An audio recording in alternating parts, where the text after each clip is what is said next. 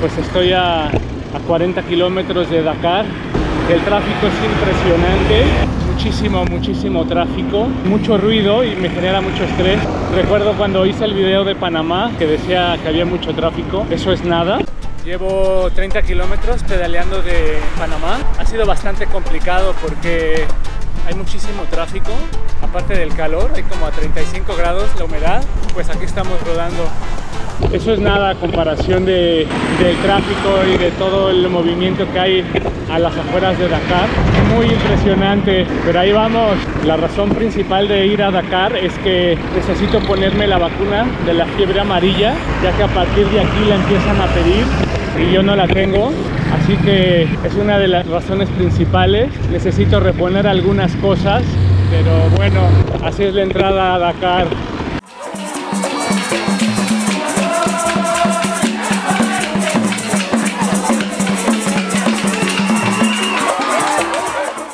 Y cuando iba camino al oeste, vi un corte en el mapa que me ahorraría unos kilómetros. Así que decidí tomarlo. Y no saben cómo me acordé de mi jefecita que decía: el tonto y el perezoso recorren 2 veces el camino.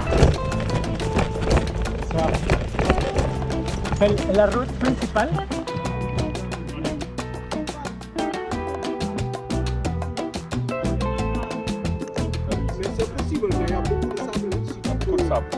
Sable.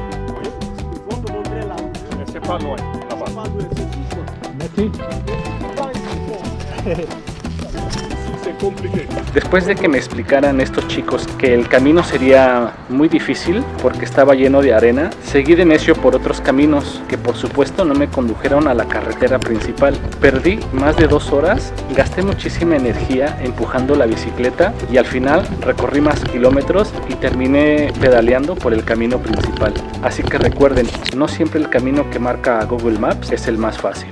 Pues otro animal que encuentra la muerte al lado de la carretera.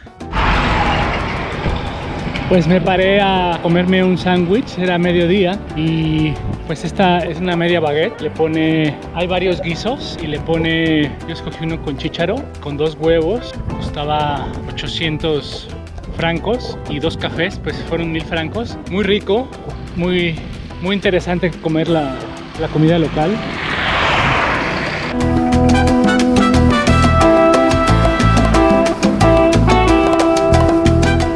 Pues estoy en el taller del maestro Joel. Él es un caboverdiano que vive aquí en Dakar y tiene muy buenas recomendaciones de trabajo, buen trabajo y limpio, a precios justos. Así que el último servicio que le hice a la bicicleta es de hace 6000 kilómetros. Y bueno, después de pasar todo el desierto de Marruecos, Sahara Occidental, Mauritania, pues necesito engrasar los valeros de las masas. Y con la buena suerte de que un buen amigo, Alan, me recomendara con sus amigos senegaleses, Ana y Papis, de pasar unos días en la casa de ellos. Una excelente oportunidad de convivir con una familia local, ver sus costumbres, disfrutar de su comida, ver la vida diaria de una familia local.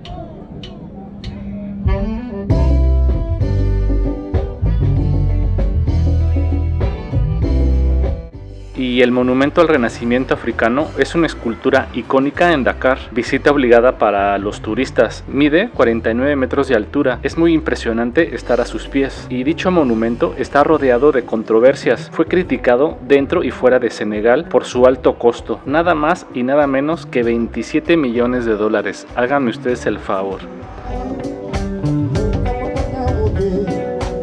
Y estando ahí en Dakar, no dejé pasar la oportunidad de disfrutar algunas tardes en las playas, que son lugares muy concurridos. Y por supuesto, uno de los deportes más populares son el fútbol. Lo juegan con tanta pasión que animan al más torpe a pegarle al balón. Y me gusta caminar por las playas, me gusta deambular por ahí para ver la vida local y por supuesto probar la comida callejera, que es bastante asequible y muy rica.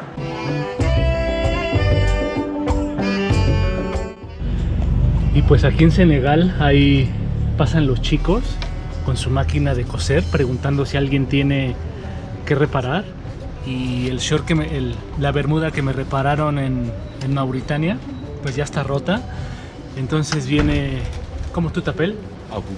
Abubakar me va a reparar nuevamente una bermuda y uno de mis pantalones. Todo un maestro costurero. Y algo que me parece interesante es que las máquinas de coser con las que ofrecen su trabajo son pequeñitas y manuales, no se necesita de electricidad. Y como no tenía la vacuna de la fiebre amarilla, aproveché para ponérmela aquí en Dakar. Y la fiebre amarilla es una enfermedad vírica, aguda, hemorrágica y es transmitida por mosquitos infectados. Y a partir de Guinea-Bissau la piden, así que me la puse aquí en el Instituto Pasteur para prevenir esta enfermedad, que por cierto no salió nada barata. Y un buen servicio preventivo pues va a ayudar a que los veleros queden bien. Y si recuerdan, en el capítulo anterior cambié uno de los rayos que estaba roto, y aunque traté de nivelar el rim no quedó tan bien, así que aproveché la visita al mecánico para que lo terminara de nivelar. Pues así quedó la bicicleta, ya quedó lavada, engrasada. El maestro Joel hizo una excelente chamba.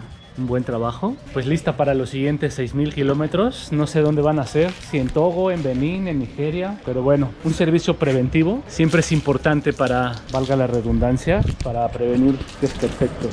Aquí en la casa de Papis me invitaron a comer mafe, que es arroz y una salsa de cacahuate. Y se ve delicioso. ¿Cómo tú tapel? Mamá Ana. ¿Mamá Ana? Mamá Ana, Ana. Me contaba Papis que no le gustan los gatos y que en su lugar tiene ratas blancas, que son muy buenas cazadoras y que matan a las ratas grises. Muy interesante, ¿no creen? Pues pasando aquí la tarde con los senegaleses. El fútbol y el juego de pelota. Ana se dedica a preparar y vender comida y Papis trabaja en una empresa de seguridad, así que me dieron chance de quedarme varios días a descansar, arreglar la bicicleta y por supuesto editar. Thank you very much for taking me in your home and your family. I feel like a home. Hola. Estoy profundamente agradecidos con ellos y toda su familia porque me hicieron sentir parte de ellos. Y estando en Dakar aproveché para visitar un lugar espeluznante que me habían recomendado, la isla Gore o la isla de los esclavos. Así que por su nombre ya se podrán imaginar.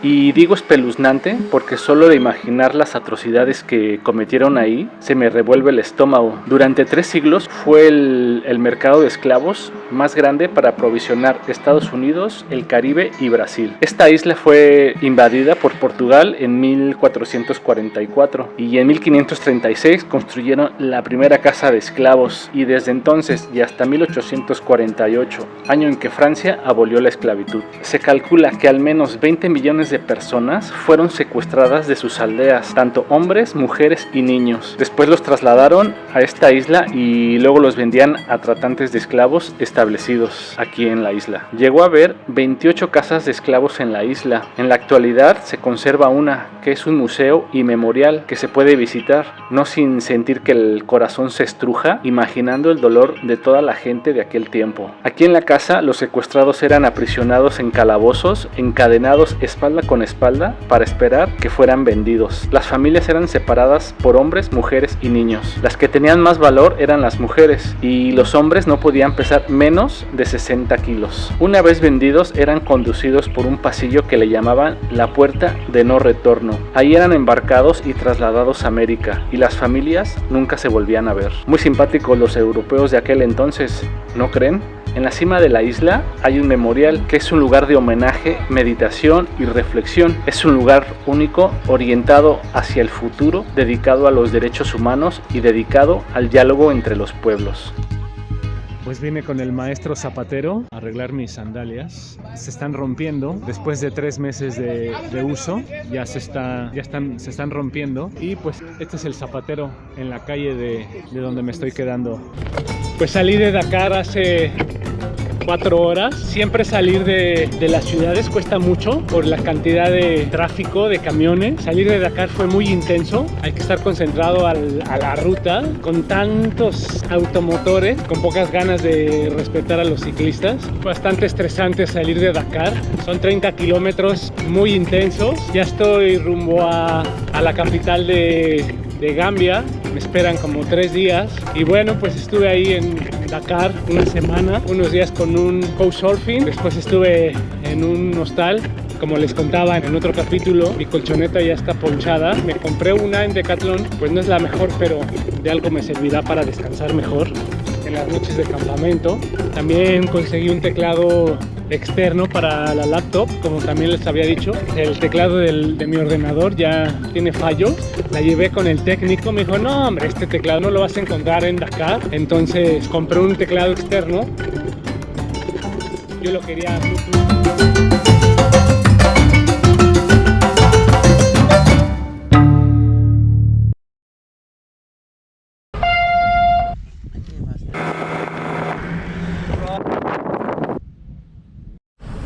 las bicicletas. Finalmente en